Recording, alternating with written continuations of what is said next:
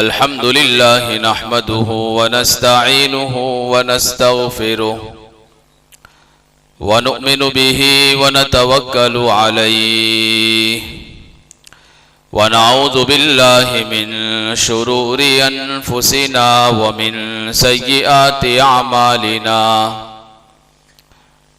मन यहदिहिल्लाहु फला मुज़िल्ल लहु व मन युज़लिल्हु फला हादिय लहु व नशहदु अल्ला इलाहा इल्लल्लाहु वहदहु ला शरीक लहु व नशहदु अन्न सय्यिदना व सनदना मुहम्मदन अब्दुहु व रसूलुहु अरसलहु बिलहक्कि बशीरन व नज़ीरा व दाइयन इलल्लाहि बिइज़्निहि व सिराजम मुनीरा।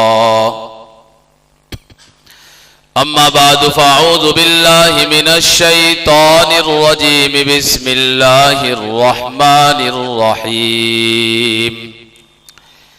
या अय्युहल्लज़ीना आमनु उद्खुलू फ़िस्सिल्मि काफ़्फ़ा वला तत्तबिऊ खुतुवातिश शैतान इन्नहु लकुम अदुव्वुम मुबीन। वअन अबी सईद अल-खुदरी रज़ियल्लाहु तआला अन्हु क़ाल क़ाल रसूलुल्लाहि सल्लल्लाहु अलैहि वसल्लम लतत्तबिउन्न सुनन मन क़ब्लकुम शिब्रन बिशिब्रिन व ज़िराअन बिज़िराइन हत्ता लौ सलकू जुहुर ज़ब्बिन लसलक्तुमूहु फ़क़ुल्ना या रसूलल्लाह अल-यहूद वन-नसारा क़ाल फ़मन औ कमा क़ाल अन-नबिय्यु सल्लल्लाहु अलैहि वसल्लम।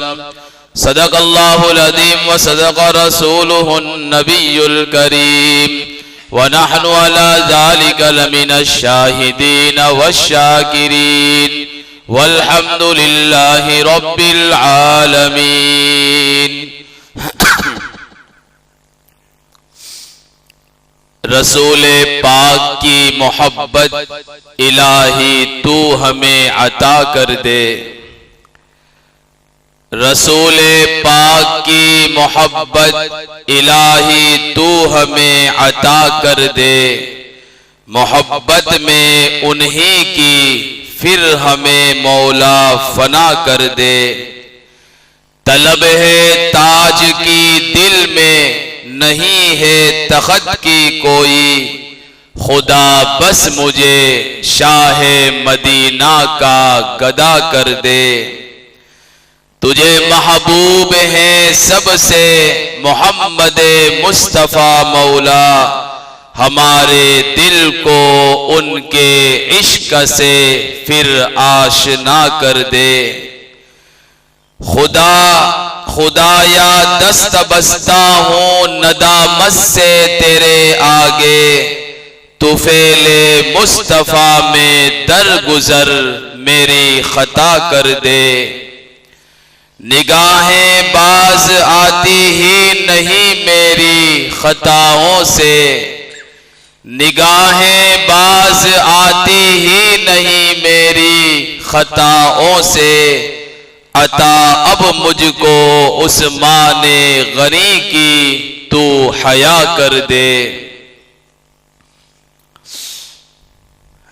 आकाए दो जहां सरकारे दो आलम ताजदारे मदीना हजरत मोहम्मदुर रसूलुल्लाह सल्लल्लाहु अलैहि वसल्लम ने इरशाद फरमाया लतत्तबिउन्न सुनन मन क़ब्लकुम कि तुम लोग जरूर बेजरूर पहले लोगों की मुकम्मल तौर पर इत्तिबा करोगे। शिबरम बिशिबरिन व ज़िराअम बिज़िराइन जैसे बालिश बालिश के बराबर होती है, हाथ हाथ के बराबर होता है, एक दूसरे से छोटा नहीं होता, आगे पीछे नहीं होता, वैसे ही मुकम्मल तौर पर अगले लोगों की ये उम्मत पैरवी करेगी। हत्ता लौ सलकू जोहरा ज़ब्बिन लसलकतुमूहु, यहां तक कि अगर अगले लोगों में से कोई शख्स गोह के सुराख में दाखिल हुआ हो तो तुम में का एक आदमी भी सुराख में जरूर उनकी इत्तिबा में दाखिल होगा। सहाबा फरमाते हैं फकुल्ला या रसूल अल्लाह, अल्लाह के रसूल से हमने अर्ज किया कि अल्लाह के रसूल अल यहूद व नसारा, अगले लोगों से जिनकी इत्तिबा ये उम्मत करेगी उनसे मुराद यहूद और नसारा है। आज का इसराइल और ईसाई है। आपने फरमाया फमन, जी हां यही तो लोग हैं, इनके अलावा कौन लोग हो सकते हैं। अंदाजा लगाइए कि 1450 साल पहले की गई आप सल्लल्लाहु अलैहि वसल्लम की पेश गोई आज हर्फ ब हर्फ हम पर सादिक आ रही है।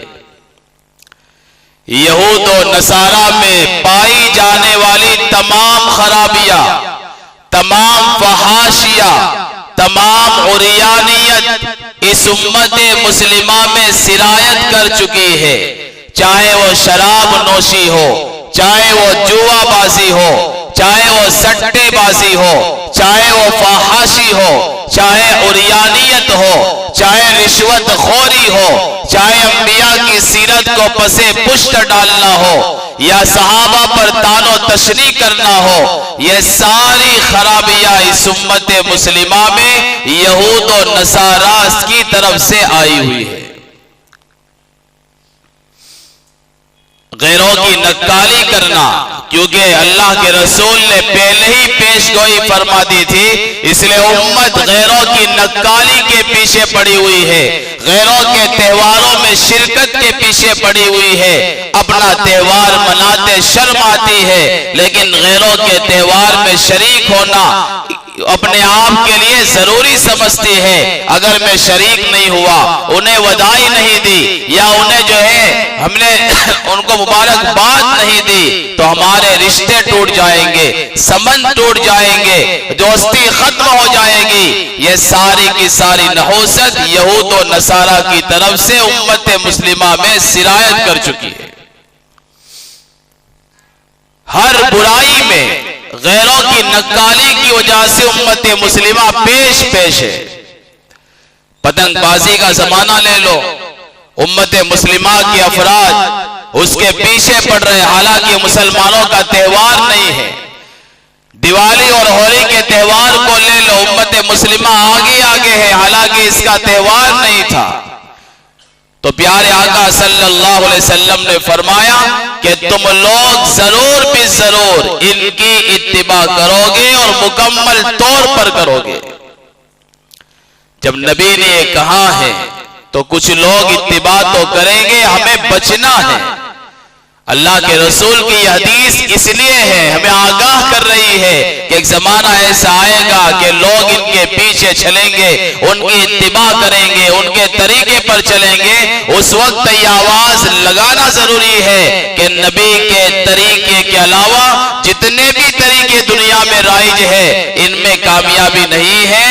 अगर कामयाबी 100% है किसी तरीके में तो आकाए दो जहां सल्लल्लाहु अलैहि वसल्लम के प्यारे तरीके में है। इस जमाने में इस बात को बड़ी ईमानी जोश के साथ कहने की जरूरत है। और अल्हम्दुलिल्लाह अल्लाह के रास्ते में निकलने के बाद इसी की मशक कराई जाती है कि ला इलाहा इल्लल्लाह का जो दूसरा जुज है मोहम्मदुर रसूलुल्लाह, वहां ये यकीन जो है बनाया जाता है अपनी जबान किससे, इतने ईमानी जोश के साथ इसको कहो, इस यकीन के साथ कहो कि तुम्हारा यकीन जो जबान पर है वो दिल में उतर जाए, फिर तुम्हारा लिबास इस्लामी बनेगा, फिर तुम्हारा कैरेक्टर इस्लामी बनेगा, फिर तुम्हारा उठना उठना बैठना इस्लामी बनेगा, फिर तुम्हारा जागना और सोना ये इस्लामी बनेगा, फिर तुम्हारा चेहरा इस्लामी बनेगा, फिर तुम्हारा पूरा बदन सर के बालों से लेकर पांव के नाखूनों तक तुम नबी के रंग में रंग जाओगे।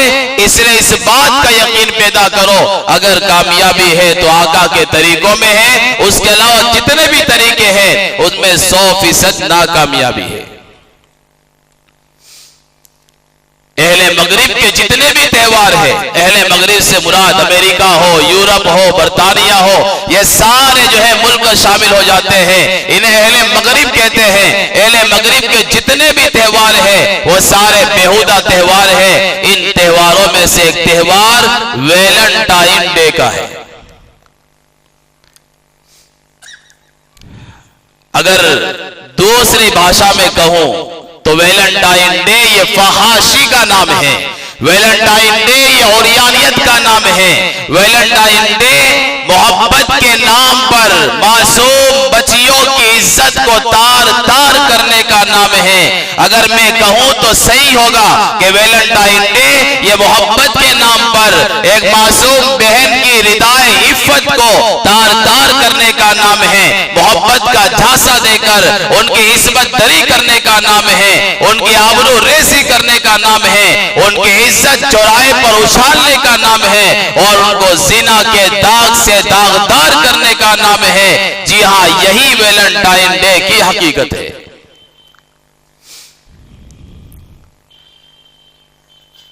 वैलेंटाइन डे एक पादरी की याद में मनाया जाता है। आज की इस मजलिस में मुख्तसर तौर पर हम समझेंगे कि वैलेंटाइन डे कैसे शुरू हुआ। 30वीं सदी ईस्वी में, 30वीं सदी ईस्वी में रोम का एक बादशाह गुजरा है, कलाडीस डोम। उससे पहले भी एक बादशाह था, ये दूसरा आया, उसे डोम कहा जाता है, दूसरे नंबर का। कलाडीस डोम बादशाह की हुकूमत थी और उसका सिक्का हर तरफ चलता था। ईसाईयत का सख्त तरीन दुश्मन था। ईसाईयत की तालीम से नफरत थी, तबलीग से नफरत थी, ईसाइयों से नफरत थी। इसलिए उसने ईसाईयत की तालीम पर पाबंदी लगा दी कि कोई भी ईसाई तालीम हासिल नहीं कर सकता। और साथ में ये कलाडीस डोम जंगों का रसिया था, लड़ाई का शौकीन था, दुश्मनों से मुकाबला करने का शौकीन था। इसलिए उसका गुमान यह था कि लड़ाई के मैदान में, जंग के मैदान में नौजवान बड़े जोश और खरोश के साथ, बड़े जज्बे के साथ लड़ते हैं। इसलिए उसने ऐलान कर दिया और शर्त लगा दी कि कोई भी नौजवान शादी नहीं कर सकता, अगर करना है तो उस शख्स को इजाजत है कि जो जंग में शिरकत करे। उसने शादी पर पाबंदी लगा दी। उसके मुल्क में रहने वाले जितनी भी अवाम थी, ईसाई अवाम, वो बादशाह से नाराज थी, उसकी सख्त मुखालिफ थी, लेकिन सरेआम उसके खिलाफ आवाज उठाने की किसी में हिम्मत नहीं थी। उसी जमाने में वैलेंटाइन नामी शख्स एक पादरी था जो रोम के कैथोलिक चर्च का पादरी था। रोम के कैथोलिक चर्च का पादरी था।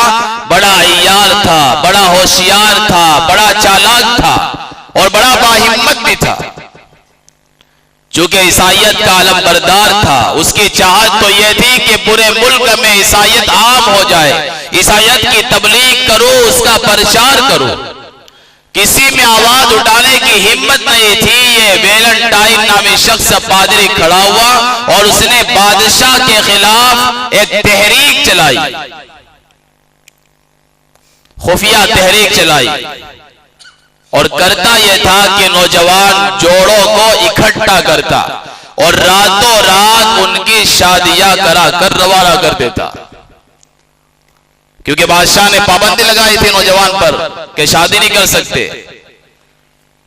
हां, वो कर सकता है जिसने किसी जंग में शिरकत की हो।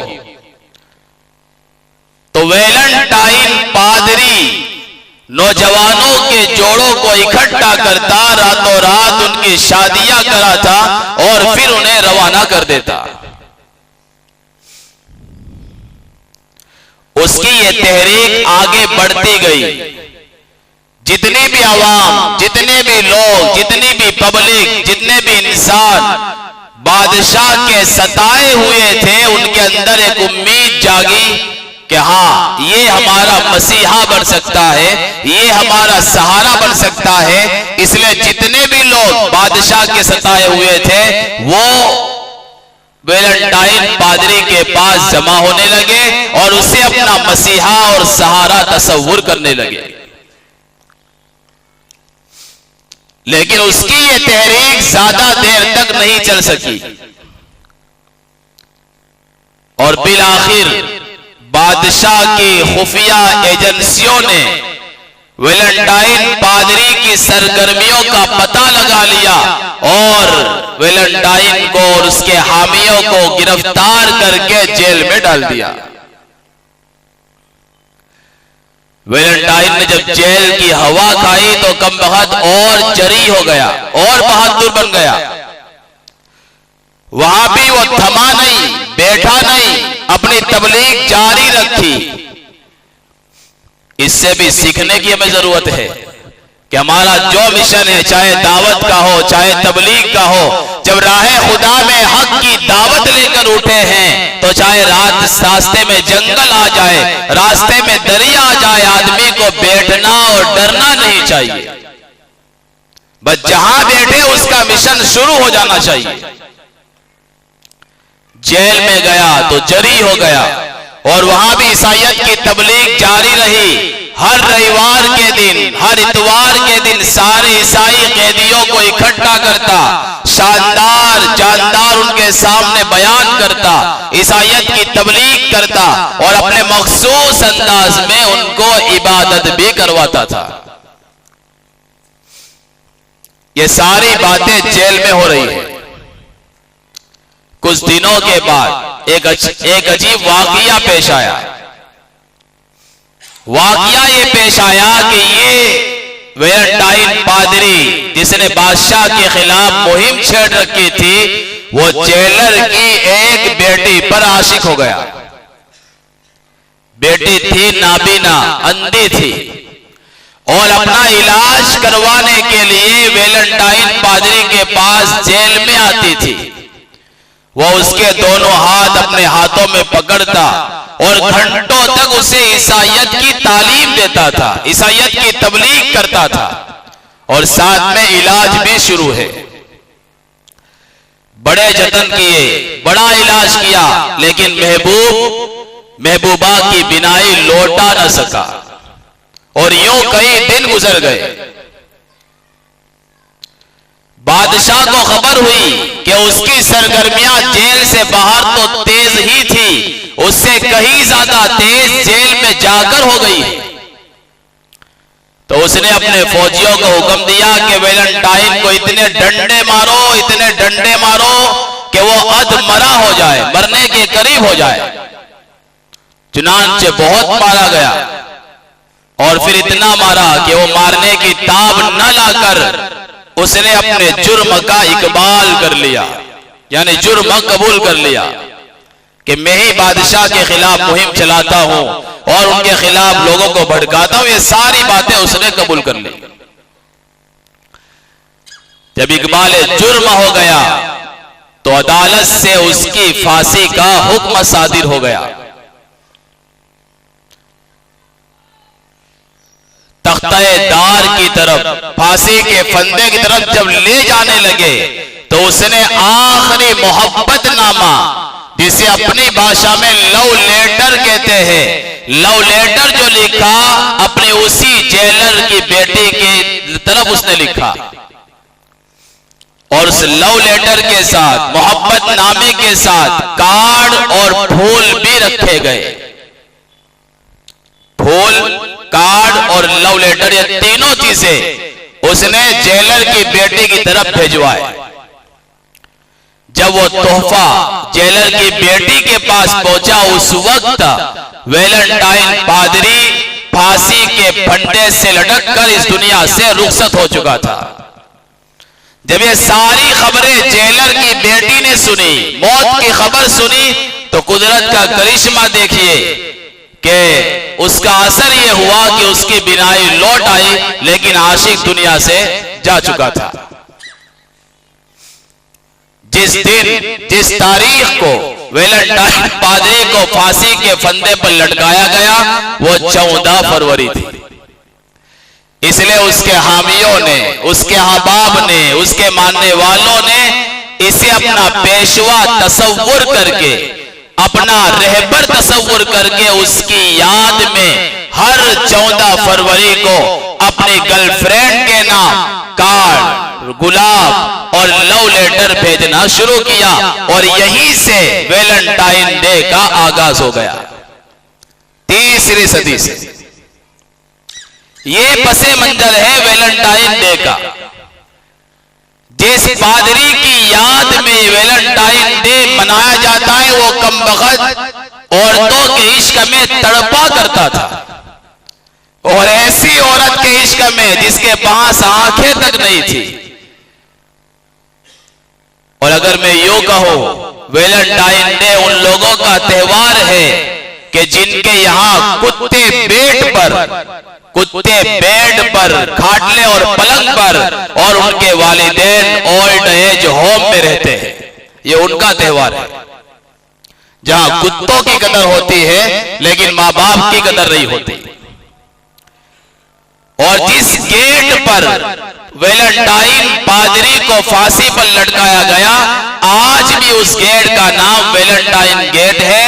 आज भी कई नौजवान जोड़े वहां पर जाते हैं और 15 फरवरी को अपनी मोहब्बत का इजहार करते हैं। लेकिन समझने वाली बात यह है कि वैलेंटाइन डे ये इस्लाम में इसका कोई तसव्वुर नहीं है। ये तीसरी सदी से और यूरोपीय मुल्क से चला रहा है, और आज उम्मत मुस्लिमा इसमें जो है फंसी चली जा रही है।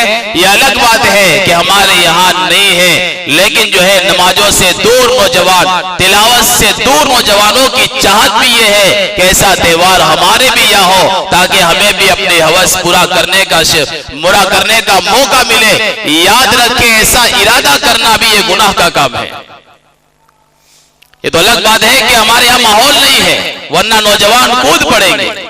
दुआ ये करनी है कि अल्लाह ताला ऐसे फहाशी वाले त्योहार से हमें बचाए जिसमें माँ बाप, माँ बहनों की इज्जतें तार तार की जा रही हो।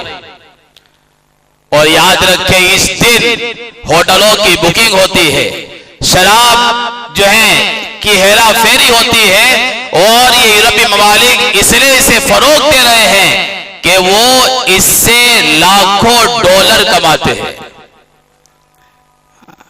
हजारों होटलों की बुकिंग आज होगी, उसमें मोहब्बत का फूल जो है पेश जाएगा, और लाखों फूल इस वक्त जो है इसकी खरीद और फरोख्त होगी। और फायदा किसको होगा? यूरोप के ममालिक को। हमसे हमारा ईमान भी छीन रहे हैं, हमारी शर्म और हया भी छीन रहे हैं, और हमसे हमारी दौलत भी छीन रहे हैं, लेकिन लोग समझने के लिए तैयार नहीं। लिहाजा हमें दुआ करनी चाहिए कि अल्लाह ताला हमें जो है इन गैरों के त्योहार से बचने की, अपनी औलाद को बचाने की अल्लाह तौफीक नसीब फरमाए। और दुआ भी करते रहें कि अल्लाह ताला जब तक जिंदा रखे इस्लाम पर जिंदगी नसीब फरमाए, और अपने अपने वक्त पर खात्मा बिल खैर फरमाए।